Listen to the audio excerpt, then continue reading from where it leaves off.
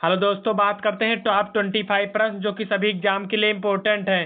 तो जो इसका पहला प्रश्न है, भारत की राष्ट्रीय एकता का प्रतीक कौन सा पर्व माना जाता है? तो राष्ट्रीय एकता का प्रतीक जो माना जाता है वो राष्ट्रीय एकता दिवस माना जाता है, यानी विकल्प जो इसका होगा वो डी राइट आंसर होगा। और इसी तरह इसका अगला प्रश्न है, प्रश्न 2, वासुदेव कुटुम्बकम का सही अर्थ क्या है? तो सही अर्थ जो इसका होगा वो होगा विश्व एक परिवार है, इसका सही अर्थ यही होगा, यानी विकल्प जो इसका होगा वो बी, विकल्प इसका बी राइट आंसर होगा। और इसी तरह इसका अगला प्रश्न है, प्रश्न 3, राष्ट्रीय एकता दिवस भारत में किसकी जयंती पर मनाया जाता है? तो भारत में जो राष्ट्रीय एकता दिवस मनाया जाता है वो सरदार वल्लभ भाई पटेल की जयंती पर मनाया जाता है, यानी विकल्प जो इसका होगा वो सी राइट आंसर होगा। और इसी तरह इसका अगला प्रश्न है, प्रश्न 4, भारत में सर्वाधिक भाषाएं किस राज्य में बोली जाती है? तो सबसे अधिक जो भाषा बोली जाती है वो अरुणाचल प्रदेश में बोली जाती है, यानी विकल्प जो इसका होगा वो सी राइट आंसर होगा।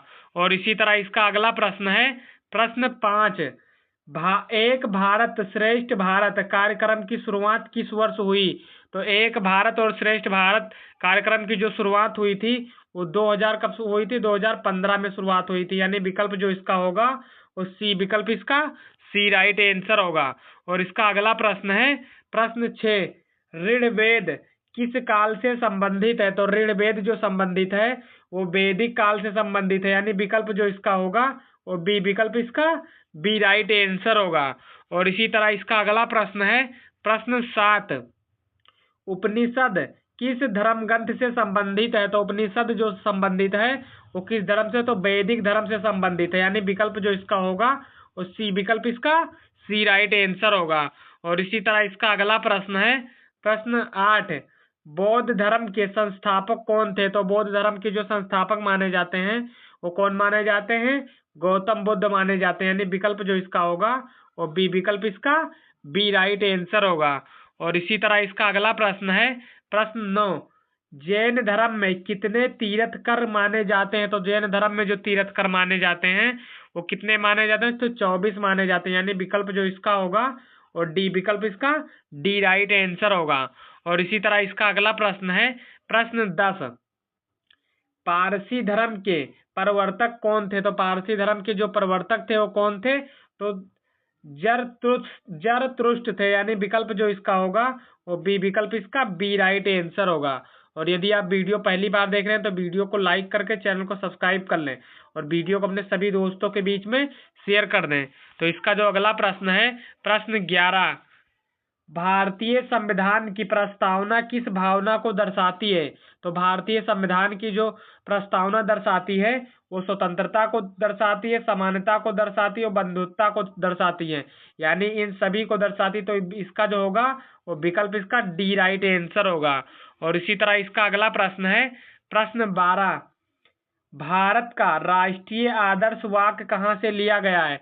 तो भारत का जो राष्ट्रीय आदर्श वाक्य लिया गया है वो लिया गया है मुंडकोपनिषद से लिया गया है, यानी विकल्प जो इसका होगा वो सी राइट आंसर होगा। और इसका अगला प्रश्न है, प्रश्न 13, राष्ट्रीय प्रतीक अशोक स्तंभ कहाँ स्थित है? तो राष्ट्रीय प्रतीक अशोक स्तंभ जो है वो कहाँ स्थित है? तो सारनाथ में स्थित है, यानी विकल्प जो इसका होगा वो ए, विकल्प इसका ए राइट आंसर होगा। और इसी तरह इसका अगला प्रश्न है, प्रश्न 14, भारत में धर्मनिरपेक्षता का अर्थ क्या है? तो भारत में जो धर्मनिरपेक्षता का अर्थ है वो क्या है? सभी धर्मों के प्रति समान भाव रखना, यानी विकल्प जो इसका होगा वो सी, विकल्प इसका सी राइट आंसर होगा। और इसी तरह इसका अगला प्रश्न है, प्रश्न 15 है, सर्वे भवन्तु सुखी सुखनम किस ग्रंथ से संबंधित है? सर्वे भवन्तु सुखनम जो है वो किस ग्रंथ से? तो उपनिषद से संबंधित है, यानी विकल्प जो इसका होगा वो बी, विकल्प इसका बी राइट आंसर होगा। और इसी तरह इसका अगला प्रश्न है, प्रश्न 16, भारत में राष्ट्रीय एकता का आधार क्या है? तो भारत में जो राष्ट्रीय एकता का आधार है वो विविधता में एकता, यानी विकल्प जो इसका होगा वो सी राइट आंसर होगा। और इसी तरह इसका अगला प्रश्न है, प्रश्न 17, बौद्ध धर्म के त्रिरत्न में क्या शामिल नहीं है? तो बौद्ध धर्म के जो त्रिरत्न में शामिल नहीं है वो क्या शामिल? तो वेद जो है उसमें शामिल नहीं है, यानी विकल्प जो इसका होगा वो डी, विकल्प इसका डी राइट आंसर होगा। और इसी तरह इसका अगला प्रश्न है प्रश्न 18, भारतीय संस्कृत की प्राचीनतम सभ्यता कौन सी मानी जाती है? तो भारतीय संस्कृत की जो प्राचीनतम सभ्यता मानी जाती है वो मानी जाती है हड़प्पा सभ्यता, यानी विकल्प जो इसका होगा वो बी, विकल्प इसका बी राइट आंसर होगा। और इसी तरह इसका अगला प्रश्न है प्रश्न 19, अहिंसा का सिद्धांत किस धर्म से विशेष रूप से जुड़ा है? तो अहिंसा का सिद्धांत जो जुड़ा है वो जुड़ा है जैन धर्म से जुड़ा है, बौद्ध धर्म से जुड़ा है, हिंद धर्म से जुड़ा है, यानी हिंदू धर्म से जुड़ा है। तो विकल्प जो इसका होगा वो सभी, यानी कि विकल्प इसका डी राइट आंसर होगा। और इसी तरह इसका अगला प्रश्न है प्रश्न 20, भारत की राष्ट्रीय पहचान किस सिद्धांत पर आधारित है? तो भारत का जो राष्ट्रीय पहचान है वो किस धर्म पर? तो धर्मनिरपेक्षता के धर्म सिद्धांत पर आधारित है, यानी विकल्प जो इसका होगा वो सी, विकल्प इसका सी राइट आंसर होगा। और इसी तरह इसका अगला प्रश्न है प्रश्न 23, स्टेचू ऑफ यूनिटी किस राज्य में स्थित है?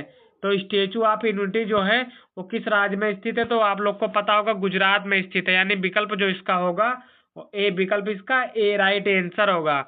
और इसी तरह इसका अगला प्रश्न है प्रश्न 24, विश्व का प्राचीनतम धर्म जो अस्तित्व में है? तो विश्व का जो प्राचीनतम धर्म है और अस्तित्व में वो कौन सा धर्म है?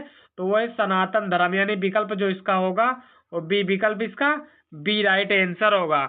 और इसी तरह इसका लास्ट प्रश्न है, तो लास्ट प्रश्न देखने से पहले अभी तक आपने वीडियो को लाइक नहीं किया है तो वीडियो को लाइक करके चैनल को सब्सक्राइब कर लें और वीडियो को अपने सभी दोस्तों के बीच में शेयर कर दें।